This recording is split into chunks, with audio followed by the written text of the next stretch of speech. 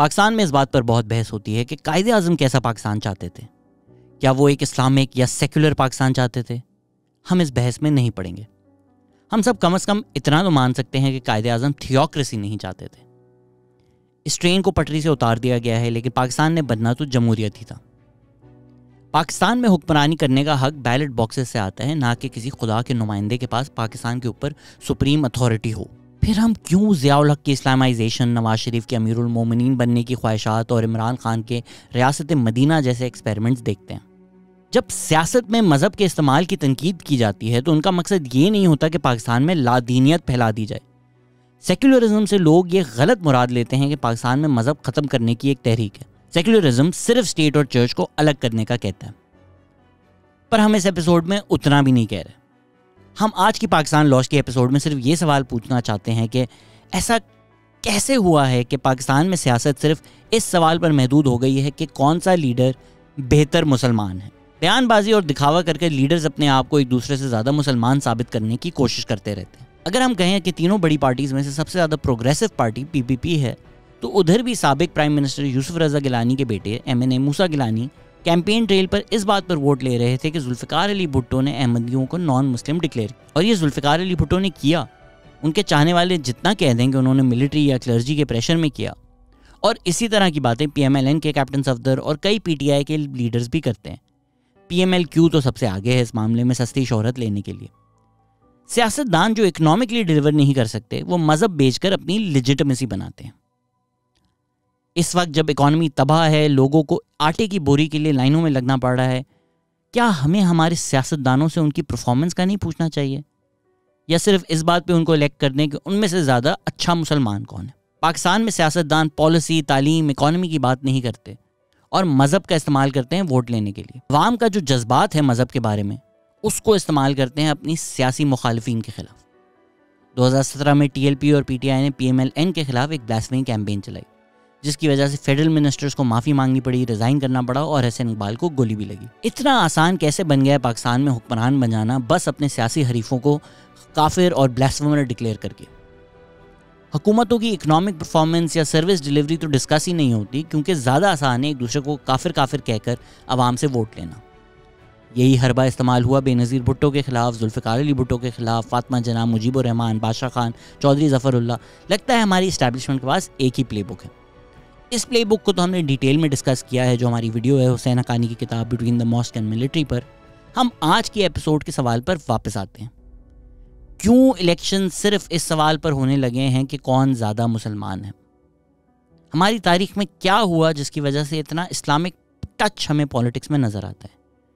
क्या ये ज़ियाउल हक की वजह से है या पाकिस्तान मूवमेंट की वजह से है? मेरी राय में इसका जवाब एक सदी पहले एक ऐसे लम्हे में है जो पाकिस्तान स्टडीज़ में हमें खुशी से पढ़ाया जाता है, द इंडियन काउंसिल्स एक्ट 1909 या फिर Morley Minto reforms.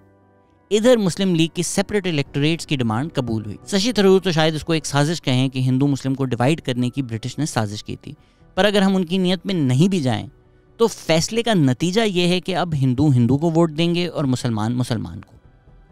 Separate electorate सिर्फ नुमाइंदगी का इशू नहीं है। मुसलमानों की नुमाइंदगी तो निगोशिएट की जा सकती थी, मुसलमानों को गारंटीड नंबर ऑफ सीट्स दी जा सकती थी। सेपरेट इलेक्टोरेट्स ये करता है कि मुसलमान कैंडिडेट्स को अब सिर्फ मुसलमान पॉपुलेशन को अपील करना है, क्योंकि वही उनको वोट्स देंगे। जब नॉन मुस्लिम उनको वोट ही नहीं दे सकते तो वो उनकी इश्यूज़ पे क्यों बात करें? हो सकता है स्ट्रेटेजिकली मुस्लिम लीग ने ये सोचा हो कि ये डिमांड उनको एक अलग मुल्क की डिमांड से एक कदम करीब लेकर आएगी। पहले सेपरेट इलेक्टोरेट्स, फिर सेपरेट मुस्लिम होमलैंड। इंटरेस्टिंगली पाकिस्तान बनने के बाद 1947 से पाकिस्तान में मजहबी अक़लियतों ने हमेशा अपने लिए सेपरेट इलेक्टोरेट्स को मुस्तरद किया और उन इलेक्शन को बाइकआउट किया है जहां उनकी डिमांड नहीं मानी गई है। पर प्री पार्टीशन मुस्लिम माइनॉरिटी की डिमांड फ़र्क थी। 1916 में जब कांग्रेस और मुस्लिम लीग ने लखनऊ पैक्ट साइन किया तो ये सेपरेट इलेक्टोरेट्स पर अग्री किया और इंपीरियल और प्रोविंशियल लेजिस्लेटिव काउंसिल्स में 1/3 मुस्लिम्स की रिप्रेजेंटेशन पर भी अग्री किया। लखनऊ पैक्ट भी हमें पाकिस्तान स्टडीज़ में बड़ी जीत की तरह से कहा जाता है, लेकिन के अजीज़ लिखते हैं कि कैसे पंजाबी और बंगाली लीडर्स ने इसको अपने साथ इनजस्टिस और ज़्यादती समझा। पंजाब और बंगाल की कीमत पर मुस्लिम माइनॉरिटी प्रोविंसेस जैसे बिहार, CP और UP, इनको ज़्यादा वेटेज दी गई थी। इन सब का निचोड़ ये निकलता है कि मुस्लिम लीग की जो सियासत है वो सिर्फ मुस्लिम होकर रह जाती है। यहाँ एक तफरीक करना भी ज़रूरी है कि मुस्लिम स्टेट का मतलब इस्लामिक स्टेट नहीं होता। मुस्लिम स्टेट वो होता है जहाँ मुसलमान रहते हैं, और इस्लामिक स्टेट वो होता है जहाँ हुकूमत शरिया लॉ पर हो। हम ये बिल्कुल नहीं कह रहे कि पाकिस्तान में कोई ऐसा पॉलिटिकल सिस्टम आ जाए जिसका इस्लाम से कोई ताल्लुक ही ना हो। हम बस ये कह रहे हैं कि सियासत का नाम पाकिस्तान में एक दूसरे को काफिर काफिर कहना ना हो। यही मैसेज है इस एपिसोड का। और इसके अख्ताम पर ये रही एक क्लिप जिसमें सहाफ़ी और एनालिस्ट सैयद मुजम्मिल शाह पाकिस्तान में इस्लामिक टच पॉलिटिक्स की छोटी सी तारीख आपको बताते हैं। तो खैर वो चलते एक बड़ा अच्छी वीडियो बनाई इस्लामिक टच की हिस्ट्री पे, ज़रा हमें दे दें एक समरी ब्रीफ ओवरव्यू। बस उसमें वो ऑब्जेक्टिव रेजोल्यूशन से शुरू हुआ था। मैं वैसे तो उससे पहले की रूट्स हैं। 46 के इलेक्शन में भी कुछ कमिटमेंट्स रिलीजियस ग्रुप्स के साथ ऐसी हुई थी कि जी आपकी जो आपका नज़रिया है ना वो वाला इस्लाम आएगा इस पाकिस्तान में, और बाद में इसीलिए कोई ख़ास जवाब ही नहीं मिला कि किस किस्म का आएगा ताकि बाकी नाराज़ ना हो जाए। तो खैर बढ़ते बढ़ते आगे फिर जब कॉन्स्टिट्यूशन बना 56 वाला, तो उसके अंदर भी जो है ना वो इस्लामिक रिपब्लिक नाम पहली दफ़ा रखा, तो 9 साल पहले काफिर रहे। फिर 62 वाला बना तो उसमें पहले रिपब्लिक रख दिया नाम पहले। तो फिर भुट्टो साहब ने भी एडवाइस किया कि इस्लामिक लगाओ, पीछे नहीं चलेगा काम ऐसे। तो एक आध महीना फिर काफिर हुए, फिर लगा दिया इस्लामिक उसके बाद से। तो उसके बाद में फिर भुट्टो साहब ने भी जब सोशलिज़म की तहरीक का आगाज़ किया तो उन्होंने कहा कि इसके पीछे भी इस्लामिक होना चाहिए, तो इस्लामिक सोशलिज़म। तो फिर आगे चलते चलते वो शराब वाला करना पड़ा मामला उनको, और जुमे की छुट्टी और वो सारा कुछ।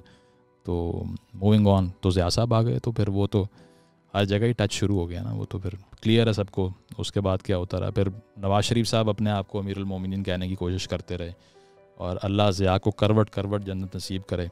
अंग्रेज़ों के कुत्ते नहलाने वाली बेनज़ीर ये हमारे ख़िलाफ़ कैसे खड़ी होगी, ये कह दिया जाके, और उस बेस पे पॉलिटिक्स करते रहे। मतलब IGI बनाई और वो सारा कुछ किया। और उन्होंने क्या फेस किया अभी रिसेंटली कि TLP ने उन पर ब्लास्फेमी के फतवे लगाए। तो जिसने भी इस चीज़ को हाथ लगाया कल को उसी से कैंसिल हुआ। वो भुट्टो साहब के अगेंस्ट भी बेसिकली जो पाकिस्तान नेशनल अलायंस थी उसमें रिलीजियस एलिमेंट बड़ा क्लियर था कि वो पार्ट था उसका। इसी तरह इमरान खान साहब की मिसाल ले लें कि इन्होंने रियासत मदीना का इतना नाम लिया, और अभी जिसने गोली मारी वो भी यही जवाब पेश कर रहा था। अजान में लाउड स्पीकर चलाया हुआ था, मैंने मार दिया। बेशक वो फेक लग रहा है जो भी है, लेकिन इनके अगेंस्ट वो यूज़ हुआ। इन्होंने मौलाना समीउल्लाह के मदरसे को फ़ंड किया, उन्होंने कहा यहूदी एजेंट है ये।